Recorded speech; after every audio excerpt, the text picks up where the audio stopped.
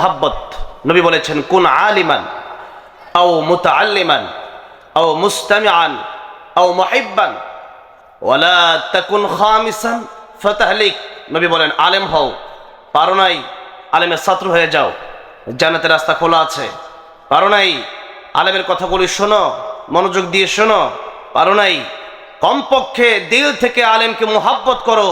আলেমদেরকে যারা মুহাব্বত করবে এদের জন্য জান্নাতের রাস্তা খোলা। জোরে কোন সুবহানাল্লাহ।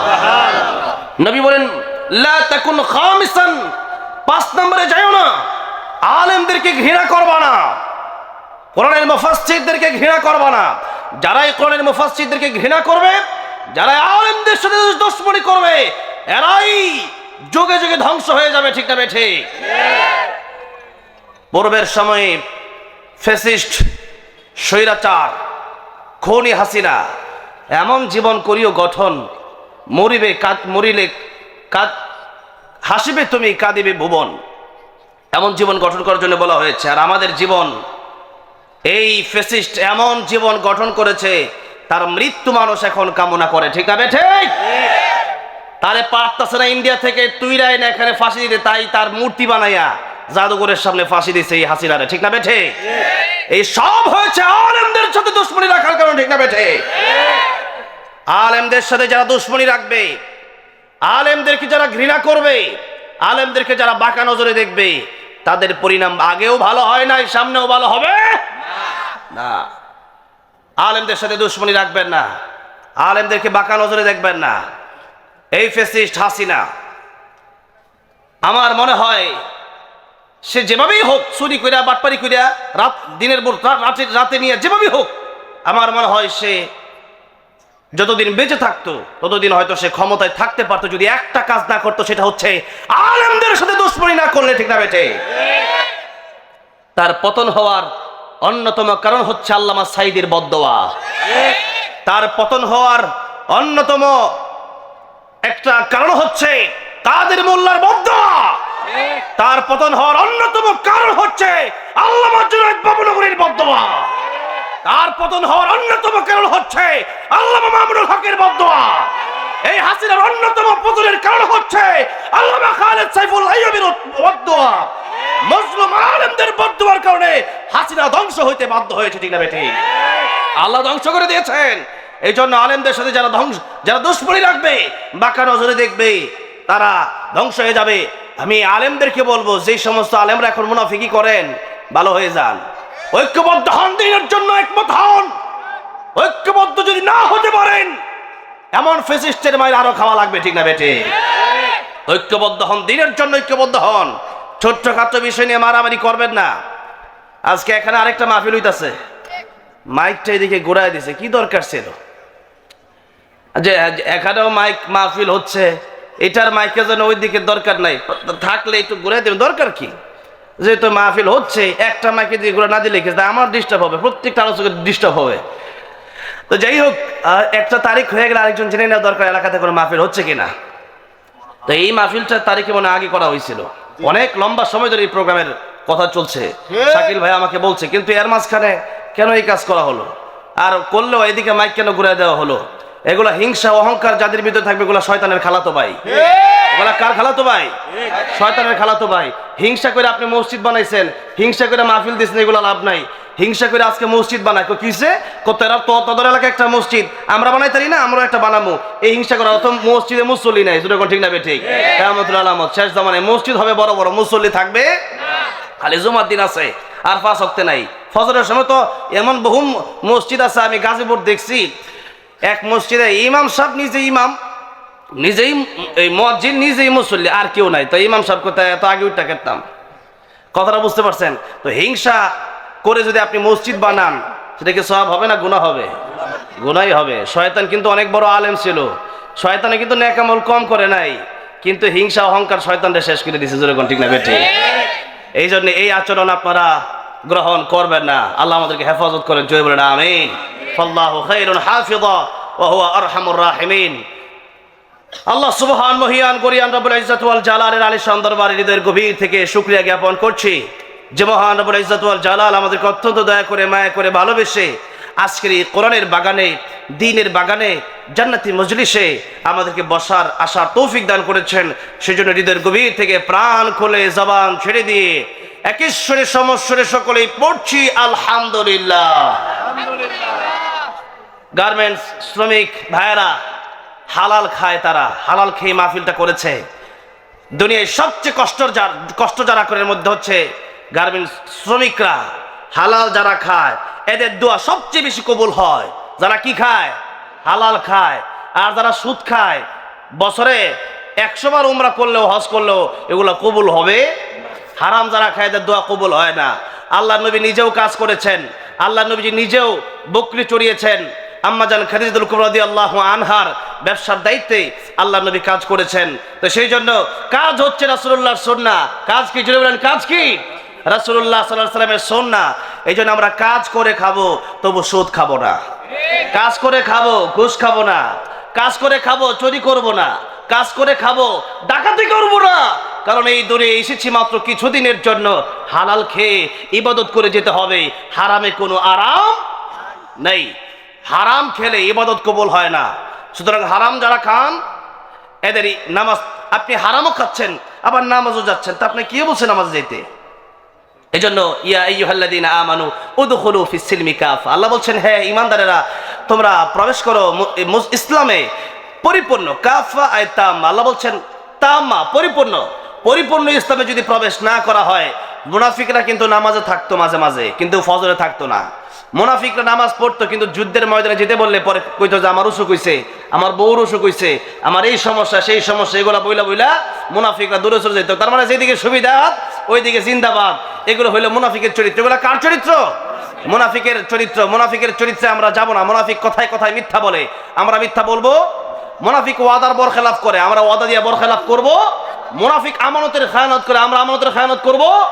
মানুষের হক মারবো না। কিয়ামতের ময়দানে মানুষের হক মারার চাইতে যে ব্যক্তি সবচেয়ে অসহায় হবে, রাসূলুল্লাহ সাল্লাল্লাহু আলাইহি ওয়াসাল্লাম বলেছেন সবচেয়ে অসহায় হবে সে ব্যক্তি যে ব্যক্তি মানুষের হক মেরে খায়। সেজন্য আমরা সাধারণ মানুষ, রিকশাওয়ালা, কুলি, মজুর, সাধারণ শ্রমিকদের হক আমরা মেরে দেব। এই দেশের বহু ফ্যাক্টরির মালিক পালিয়েছে এই দেশের শ্রমিকদের বেতন না দিয়ে, ঠিক না ঠিক? এরা এই সমস্ত হাজার হাজার কোটি নিয়ে বিদেশ পালাইছে। কিয়ামতের ময়দানে সমস্ত গুনাহ এই শ্রমিকদের গুনাহ ওই মালিকদেরকে দিয়া শ্রমিকরা যাবে জান্নাতে, মালিকগুলা যাবে জাহান্নামে। নাউযুবিল্লাহ। এই জন্য এমন মালিক হওয়া যাবে না যেই মালিক হইলে পরে শ্রমিকদের গুনাহ নিয়ে জাহান্নামে যাওয়া লাগে। দুনিয়াতে বেতন পরিশোধ করেন, নাইলে আখিরাতে ঠিকই আপনার নেকি দিয়ে বেতন পরিশোধ করা লাগবে। এই জন্যে আল্লাহ আমাদেরকে মুনাফিকি থেকে হেফাজত করেন। জোরে বলেন আমিন। আমরা আজকে 4টা বিষয় নিয়ে আলোচনা করব। কয়টা বিষয়? সূরা মুদ্দাসসির থেকে। আসুন আমরা সরাসরি কোরআন থেকে আলোচনায় যাই। আমি লম্বা সময় নেব না, ইনশাআল্লাহ যতক্ষণ সময় আলোচনা করব আল্লাহ আমাকে ইখলাসের সাথে আপনাদেরকে আমলের নিয়তে শোনার তৌফিক দান করেন। জোরে বলেন আমিন। মাহফিলটা আসলে প্রথমত আমার আসার কথা ছিল না, তো শাকিল ভাই, আমি তো অনেক আগে থেকে এই এলাকায় আসি, শাকিল ভাই আমাকে বলেন যে একটা মাহফিল হচ্ছে। তা আমি বললাম তো এই মাহফিল হবে, তা আমি নাই কেন? তো শাকিল ভাই বললো ঠিক আছে। হ্যাঁ, আমার বড় ভাই আমাকে বলেন যে তুমি আসবা। তারপরে আমার মূলত আজকে একটা মাহফিল আছে ওই জিরানির ওইদিকে, তো সেদিকে যাব। তো চিন্তা করলাম এদিকেই মাহফিল, এই মাহফিল আছে, তাহলে একটু দোয়া নিয়েই যাই। যেরকম ঠিক না বেঠে, তো এই দোয়া নেওয়ার জন্য আসছে আর কি। তাহলে আমরা আজকে আলোচনা করব 4টা বিষয় নিয়ে। এই 4টা বিষয় শুরু হচ্ছে, আল্লাহ বলছেন ফি জান্নাতি ইয়াতাসাআলুনা আনিল মুজরিমিন। জান্নাতীরা জান্নাতে যাওয়ার পরে, জাহান্নামীরা জাহান্নামে যাওয়ার পরে জান্নাতি আর জাহান্নামীদের সাথে দেখা হয়ে যাবে, মোলাকাত হয়ে যাবে, সাক্ষাৎ হয়ে যাবে। কাদের সাথে? কাদের? জান্নাতীদের সাথে জাহান্নামীদের কি হবে? সাক্ষাৎ হবে, মোলাকাত হবে, দেখা হবে। কিয়ামতের ময়দানে মানুষকে আল্লাহ পাক 2টি দলে বিভক্ত করবেন। জুড়ে বলেন কয়টা? 2টা। আল্লাহ বলছেন ফারীকুম ফিল জান্নাতি ওয়া ফারীকুম ফিস সাঈর। একটা দলের নাম জান্নাতি, আরেকটা দলের নাম জাহান্নামী। আল্লাহ বলছেন তোমরা যদি জাহান্নাম থেকে বাঁচতে পারো আর যদি জান্নাতে আসতে পারো, فمن زحزح عن النار وأدخل الجنة فقد فاز। আল্লাহ বলছেন ফামান যুহজিহা আনিন নার, জান্নাত থেকে যে ব্যক্তি বেঁচে গেল, আর যে ব্যক্তি উদখিলাল জান্নাহ, জান্নাতের ভিতরে যে ব্যক্তি প্রবেশ করলো জাহান্নাম থেকে বেঁচে, আল্লাহ বলছেন ফাকাদ ফাজ, সে ব্যক্তি সফল হয়ে গেল। তাহলে সফল হওয়ার জন্য যেতে হবে কোথায়? জান্নাতে। কোথায় যেতে হবে? জান্নাতে।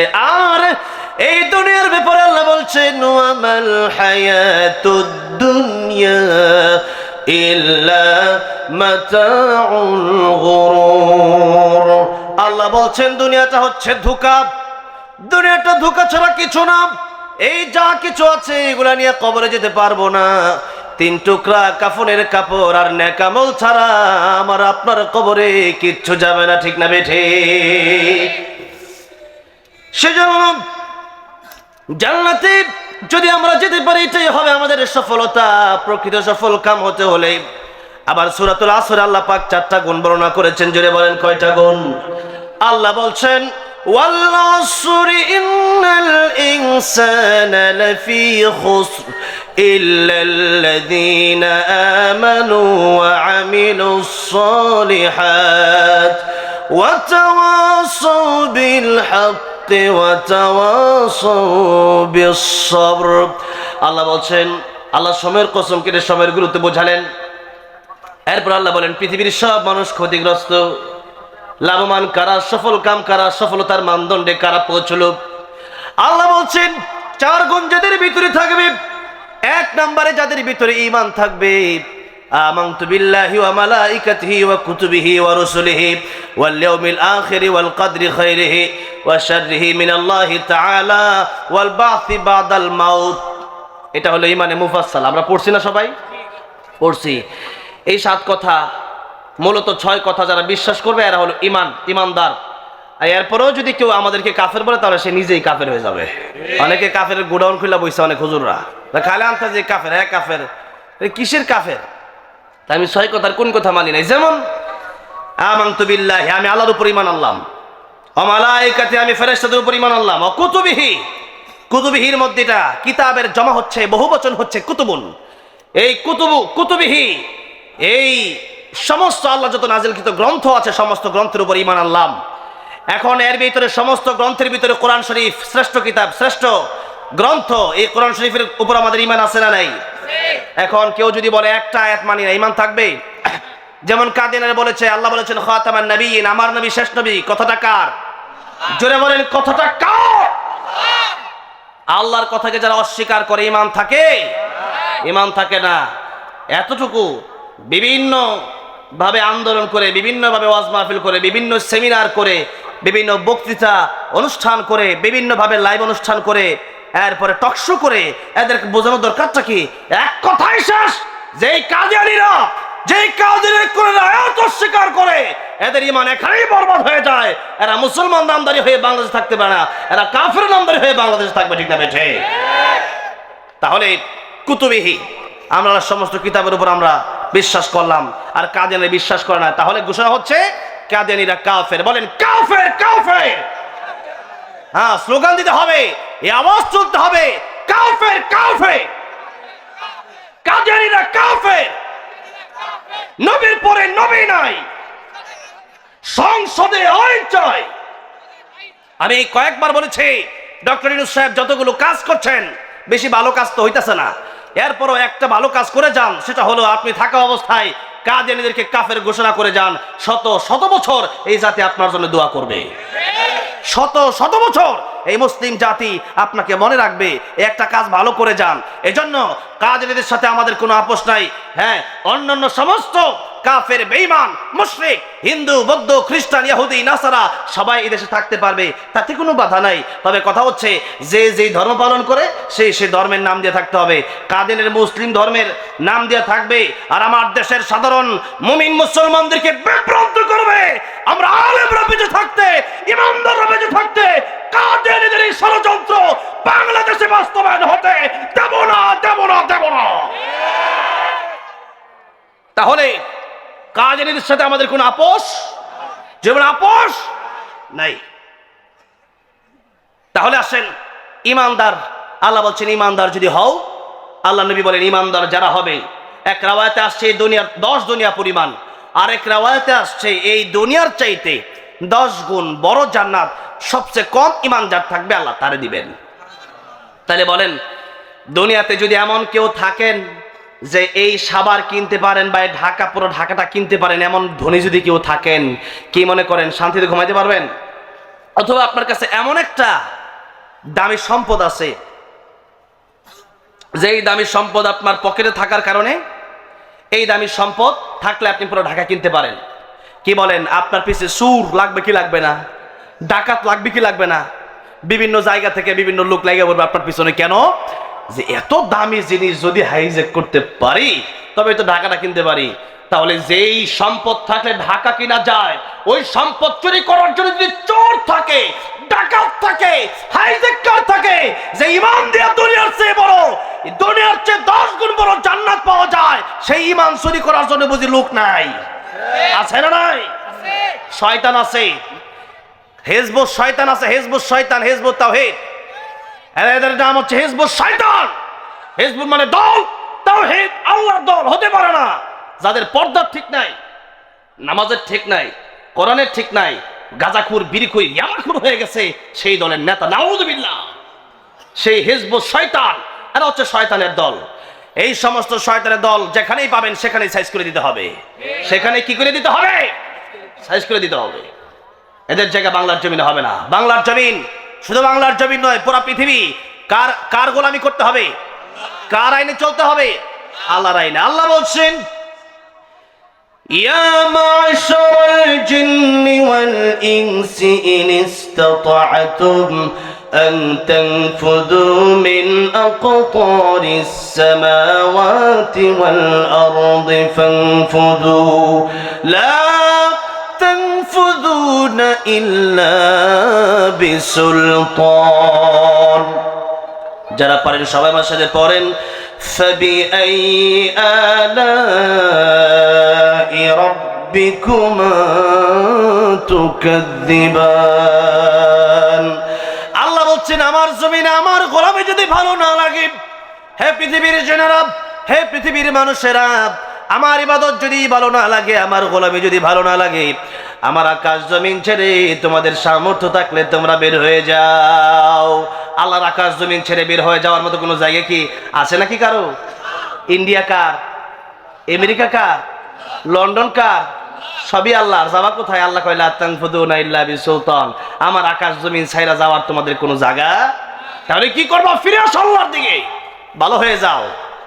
এখন কেউ যদি ভালো না হয়, তাহলে সেই ব্যক্তির জন্য ওয়াজ হচ্ছে যে তুমি ভালো না হইলে তোমার বিপদ। আমি বলে দিলাম আপনাকে, এই রাস্তা দিয়ে গেলে আপনি বিপদে পড়বেন। আমি 2-3 দিন আগে ব্রাহ্মণবাড়ি এক জায়গায় আমার প্রোগ্রাম, তো মাহফিল শেষ করে আমাকে বললো যে এলাকায় খুব ডাকাতি হয়, তো আপনি যাওয়ার সময় খুব সাবধানে যায়েন। অথবা কেউ বলছে এই রাস্তা যাওয়া ঠিক হবে না। তো আমি আপনাকে বললাম ডানে গেলে পরে আপনার রাস্তা ভালো, আর বামে গেলে আপনার জন্য বিপদ আছে। আপনি বলেন আমি মানবো না। রাস্তা আপনি বামে গেলেন, যাওয়ার সময় দেখলেন যে আপনার পকেট থেকে মোবাইল টোবাইল সব ডাকাতি করে নিয়ে গেছে। এখনো দেশে ডাকাত আছে না নাই? আমার এক বন্ধুর ওই ব্রাহ্মণবাড়িয়া প্রোগ্রাম থেকে আরেকজন আলোচককে আমি ঢাকা পর্যন্ত নিয়ে আসলাম আমার গাড়িতে করে। আমি ঢাকায় নামায় দিলাম। নামায় দেওয়ার পরে 1 ঘন্টা পরে আরেকজন আলোচক সে ফোন দিছে আমারে যে কোথায় নামায় দিয়ে গেছেন। জায়গায় নামায় ডাকাইতে ধরছে, প্রায় 20,000 টাকা, মোবাইল সব নিয়ে তো গেছেই। পাঞ্জাবিতে এমন আসর দিছে, এমন দাগ মানে আঘাত করছে যে আঘাতের কারণে লোকটা যেখানে যাবে সেখানে আর যেতে পারে না, উল্টা বাড়িতে রিটার্ন করছে। তাহলে এরকম ডাকাত যারা মানুষের হক যারা মেরে খায়, এদের চেয়ে ভয়াবহ বিপদে কিয়ামতের ময়দানে কেউ পড়বে না। ভাইরা আমার, বাবা যে কথা বলছিলাম আপনাকে আমি সতর্ক করলাম যে আপনি এদিকে যাবেন না, এরপর আপনি গেলেন, বিপদে পড়লেন, তাহলে এই যে ক্ষতিটা হলো এটা কি আমার হলো না আপনার নিজের হলো? তাহলে আপনাকে আমি বললাম জান্নাতে আপনি যেতে পারলে আপনার লাভ হবে, জাহান্নামে গেলে আপনি আগুনে পড়বেন, বিপদে পড়বেন। কবর অপেক্ষা করছে, অন্ধকার ঘর, সেদিন কিভাবে কবরে থাকবেন একটু কি চিন্তা হয় না? এত কথা বলার পরও আপনি মানেন নাই, তাহলে কিয়ামতের ময়দানে আপনাকে প্রশ্ন করা হবে। আল্লাহ সেই প্রশ্ন সূরাতুল মুলকে উল্লেখ করে তুলে ধরে আল্লাহ বলছেন সাআলাহুম খাযানাতুহা আলাম يأتكم نذير قالوا بلى قد جاءنا نذير فكذبنا وقلنا ما نزل الله من شيء إن أنتم إلا في ضلال كبير وقالوا لو كنا نسمع أو نعقل ما كنا في أصحاب السعير আল্লাহ বলছেন কিয়ামতের ময়দানে জাহান্নামীদেরকে জিজ্ঞাসা করা হবে, জাহান্নামে তুমি কেন আসলে? তোমাদের কাছে কি ভীতি প্রদর্শনকারী যায় নাই? তাফসীরুল কোরআন মাহফিল কি তোমাদের এখানে হয় নাই? কোরআনের আলোচনা কি তোমাদেরকে শোনানো হয় নাই? তখন জাহান্নামীর উত্তর দেবে, তারা বলবে, কালু, তারা বলবে, বালা, হ্যাঁ এসেছিল, কদ জাআনা নাযীর, আমার কাছে এসেছিল, ভীতি প্রদর্শনকারী এসেছিল। তাফসীর মাহফিল কম হয় নাই, ওয়াজ মাহফিল কম হয় নাই, কোরআনের আলোচনা কম শুনি নাই। প্রতি শুক্রবারে, প্রতি জুমাবারে মসজিদের খুতবা থেকে হুজুর কত আলোচনা করেছে, এই আলোচনা শুনেছি ঠিক আছে, কিন্তু এই আলোচনাগুলো শোনার পরে চিন্তা করেছি, মনে চাইলে করব, মনে চাইলে নেক আমল করব, মনে চাইলে করব না, মনে চাইলে নামাজ পড়ব, মনে চাইলে পড়ব না, মনে চাইলে ভালো ব্যবহার করব, মনে চাইলে করব না।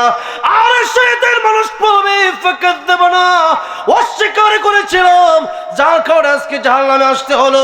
ওয়াকালু লাউ কুন্না নাসমাউ আও নাকিলু, যদি ওই দিন কথাগুলো ভালো করে শুনতাম, ওই কথাগুলো যদি ভালো করে বুঝার চেষ্টা করতাম হুজুর কি বলে, তাহলে ওই দিন যদি আমল করে নিতাম দুনিয়াতে, এই জাহান্নামে মা কুন্না ফি আসহাবিস সাইর, জাহান্নামে আসা লাগতো না। সেদিন মানুষ আফসোস করবে, কিন্তু সেদিনের আফসোস কোনো কাজে আসবে না। জাহান্নামে যাওয়ার পরে আফসোস করলে কোনো কাজে আসবে? আসবে না। বলবে আল্লাহ আরেকবার দুনিয়াতে পাঠান, আল্লাহ আরেকবার দুনিয়াতে পাঠান, আমরা আর জুলুম করব না, আমরা আর গুনাহ করব না, নামাজ ছাড়ব না। ফাইন উদনা ফাইন্না যালিমুন, আল্লাহ বলবেন ক্বালা ইখসাউ ফিহা ওয়া লা তুকাল্লিমুন, লাঞ্ছিত অবস্থায় জাহান্নামে পড়ে থাক, কোনো কথা বলবি না আজকে আমার সাথে। আল্লাহ যদি বলে আমার সাথে কোনো কথা বলবি না, আর কার কাছে আপনি চাইবেন জাহান্নাম থেকে পানা? চাওয়ার কোনো জায়গা আছে? কোরআন শরীফে আসছে প্রথমে জাহান্নামী রক্ষীদেরকে বলবে, এরপরে আস্তে আস্তে মালিক, জাহান্নামের ফেরেশতাদের লিডার মালিককে বলবে, এরপরে আল্লাহকে ডাক দিবে, কোনো কাজ হবে না। সেদিন আফসোস না করে এখন যদি একটু ইবাদত করে যেতে পারি, এটাই আমার জন্য পরকালে নাজাতের উসিলা হবে। ঠিক আছে? ঠিক। আল কাইয়িসু মান দানা নাফসাহু ওয়া আমিলা লিমা বাদাল মাউত, আল্লাহ নবী বলছেন প্রকৃত জ্ঞানী সেই ব্যক্তি যে ব্যক্তি নিজেকে নিয়ে চিন্তা করে যে আমি কি করলাম, আমি কি মুতু ক্বাবলা আন তামুতু, মরার আগে মরো। মরার আগে কেমনে মরবেন? মরার আগে মরেন মানে হচ্ছে যে আপনি মরার আগে একটু মরার ভান করলাম, একটু চিন্তা ভাবনা করেন যে এখন আমি মারা গেলাম, একটা অ্যাক্সিডেন্ট হয়ে গেল, আমি যে কোনো ভাবে, অথবা আমি অসুস্থ হয়ে আমি আজকে মারা গেলাম। এই মারা যাওয়ার পরে আমি এখন কবরে চলে যাব, আমার সাথে এখন আমার নবী বলেন তোমার তিন ভাই, এক ভাইয়ের নাম আত্মীয় স্বজন, এক ভাইয়ের নাম তোমার সম্পদ, এক ভাইয়ের নাম হচ্ছে তোমার নেকামল। নবী বলেন তোমার আত্মীয় স্বজন তোমার সাথে কবরে যাবে না, তোমার সাথে তোমার ধন সম্পদ কবরে যাবে না, তোমার সাথে যাবে একটা ভাই, সে ভাইয়ের নাম হচ্ছে নেকামল। তো নেকামল যদি তুমি করো, যত নেকামল করবা ততই তোমার কবর শান্তি হবে, যতই নেকামল করবা তত তাড়াতাড়ি জান্নাতে যেতে পারবা, যতই নেকামল করবা ততই তুমি সফল হবা। এখন আমি একটু মরার চিন্তা ভাবনা করে দেখি তো আজকে 24 ঘন্টায় আমি কি আসলে 5 ওয়াক্ত নামাজ পড়লাম, আজকের এই 24 ঘন্টায় আমি কি কতটুকু সময় জিকির করলাম, আমি কতটুকু সময় কোরআন পড়লাম, আমি কতটুকু সময় মানুষের সাথে ভালো ব্যবহার করলাম। কুলু লিন্নাসি হুসনা, আরে মুমিন বান্দা যদি হাসি মুখে কথা বলে সেখানেও সদকা দেওয়ার সব হয়ে যায়। জোরে কোন সুবহানাল্লাহ। তাহলে একটু চিন্তা করে দেখেন যে আজকের 24 ঘন্টায় আমি কতটুকু নেক আমল করলাম, কতটুকু বদ আমল করলাম। আমার জীবন চলে গেল 25 বছর, আপনাদের জীবন যার যতটুকু চলে গেছে তার কতটুকু একটু চিন্তা করেন যে 25 বছরে, 50 বছরে, 60 বছরে আমি কতটুকু ভালো আমল করলাম আর কতটুকু মন্দ করলাম। ভালো করলে তো ভালোই আলহামদুলিল্লাহ, আর একটু চিন্তা করে দেখেন যে চিন্তা করলে দেখা যাবে মন্দ আমলই বেশি, জোরে করে ঠিক না ঠিক, ভালো আমল খুঁজে পাওয়াই কঠিন হয়ে যাবে। তাহলে ভাইরা আমার, বাবাজিরা আমার, কবরের শান্তির জন্য আমাদের নেক আমলের কোনো বিকল্প নেই। আল্লাহ বলছেন ইল্লাল্লাযীনা আমানু, ঈমানদার যদি কেউ হয়, ওয়া আমিলুস সালিহাত, নেক আমল যদি কেউ করে, ওয়া তাওয়াসাউ বিল হক, এবং সেই নেক আমল নিজে করলে হবে না, কু আনফুসাকুম ওয়া আহলিকুম নারা, নিজেরা একা জান্নাতে গেলে হবে না, নিজের পরিবার, দেশ, জাতি, এই উম্মাহ তাদেরকেও বাঁচানোর জন্য আমাদের সকলের দায়িত্ব আছে না নাই? আছে। এরপরে হচ্ছে সত্য কথাগুলো বলতে গেলে, দিনের পক্ষে থাকতে গেলে হামলা আসবে, মামলা আসবে, এমনকি জীবন দিয়ে দেওয়া লাগতে পারে, আল্লামা সাঈদীর মতো জীবন দিয়ে দেব, এরপরেও বাতিলের কাছে মাথা নত করা যাবে। ওয়া তাওয়াসাউ বিস-সাবর, ধৈর্য ধারণ করতে হবে। এই ধৈর্য ধারণ যারা করবে আল্লাহ বলে সফল, তারা কি সফল। আমার ভাইরা, আমার বাবা, তাহলে সফল কারা? আল্লাহ বলেন যারা জান্নাতে যেতে পারবে। তাহলে আমরা জান্নাতে গেলে, যদি আমরা জান্নাতে যাই তাও জাহান্নামীদের সাথে দেখা হবে, আর যদি কোনো কারণে জাহান্নামে যেতে হয় আল্লাহ আমাদেরকে মাফ করেন, জোরে বলেন আমিন। আল্লাহ আমাদের হেফাজত করেন, জোরে বলেন আমিন। আল্লাহ আমাদের উপর রহম করেন, জোরে বলেন আমিন। যদি জাহান্নামে আমাদের যেতে হয় তাহলে সেই জাহান্নামে যাওয়ার কারণে জান্নাতীদের সাথে আমাদের দেখা হবে। তাহলে যেই কথা প্রথমে বললাম, জান্নাতীদের সাথে জাহান্নামীদের দেখা হবে। তাই আল্লাহ বলছেন জান্নাতীদের সাথে জাহান্নামীদের দেখা হয়ে যাওয়ার পরে, আনিল মুজরিমিনা মা সালাকাকুম ফি সাকার ফি জান্নাতি ইয়াতাসাআলুনা আনিল মুজরিমিন, জান্নাতীরা জাহান্নামীদেরকে জিজ্ঞাসা করবে, মা সালাকাকুম ফি সাকার, তোমরা আজকে কেন জাহান্নামে এসেছো? একসাথে চলেছি, একসাথে খেলেছি, একসাথে ব্যবসা বাণিজ্য করেছি, এক গার্মেন্টস, এক ফ্যাক্টরিতে কাজ করেছি, একসাথে জীবন চালালাম, একসাথে জীবন পরিচালনা করলাম, তুমি কেন জাহান্নামে আসলা? আমি তো জান্নাতে আসছি। তখন জাহান্নামীরা উল্লেখযোগ্য 4টা কারণ আল্লাহ রাব্বুল আলামিন সূরাতুল মুদ্দাসির এখানে উল্লেখ করেছেন। তখন জাহান্নামীরা বলবে, 1 নম্বরে আল্লাহ বলছেন ক্বালু লাম নাকু মিনাল মুসাল্লিন, জাহান্নামীরা জান্নাতীদেরকে উত্তর দেবে, একসাথে ব্যবসা করেছি, একসাথে চলেছি, একসাথে খেলেছি, একসাথে গার্মেন্টস ফ্যাক্টরিতে কাজ করেছি, কিন্তু নামাজের সময় হয়ে গেলে তুমি নামাজ পড়েছো, আমি নামাজ পড়ি নাই। নামাজ না পড়ার কারণে আজকে জাহান্নামে আসা লাগলো। কি না পড়ার কারণে? জোরে বলেন, কি না পড়ার কারণে? নামাজ না পড়ার কারণে। নামাজ এটা হচ্ছে গোলাম, সে যে আসলে গোলাম, আমি আপনি যে আসলে গোলাম এর প্রমাণ হবে যখন আমি মালিকের পায়ে, মালিকের কুদরতি কদমে সিজদা মারবো, যখন আমি সিজদা দেব তখনই প্রমাণ হবে যে আমি গোলাম, নিতান্ত গোলাম আমি। এই চিন্তাটা যারা নামাজ পড়ে না, নামাজের সময় হয়ে গেছে, নামাজের চিন্তাও করে, নামাজের টেনশনও করে না, আল্লাহ বলেন কাল আনআম বাল হুম আদাল, এরা কুকুরের চাইতে নিকৃষ্ট। যারা নামাজ পড়ে তারা কার চেয়ে নিকৃষ্ট? কুকুরের চাইতে নিকৃষ্ট। মিশরে গিয়েছিলাম ফেরাউনের লাশ দেখার জন্য।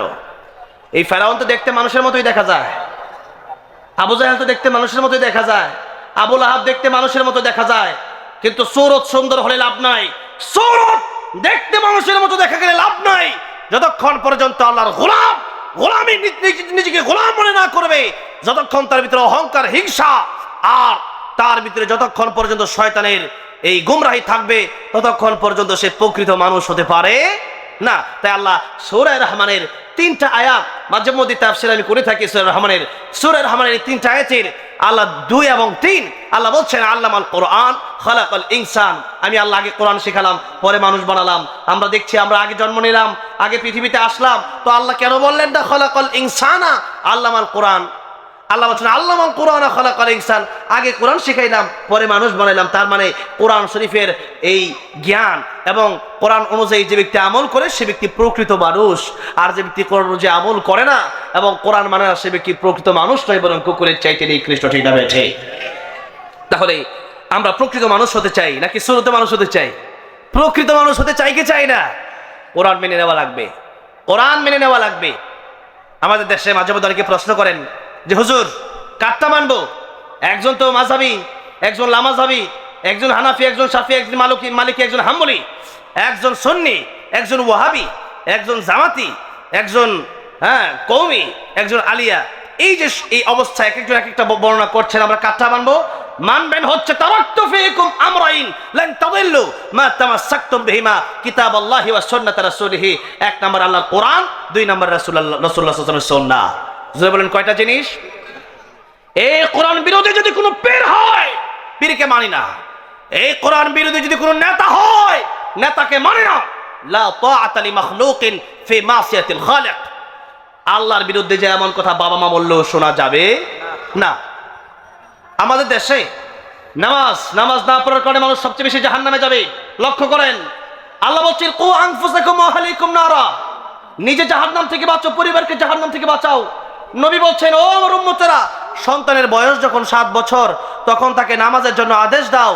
এই সন্তান যদি তখন আর সন্তানের বয়স যখন 10 বছর হয়ে যাবে তখন তোমরা এই সন্তান যদি নামাজ না পড়ে পিটাও।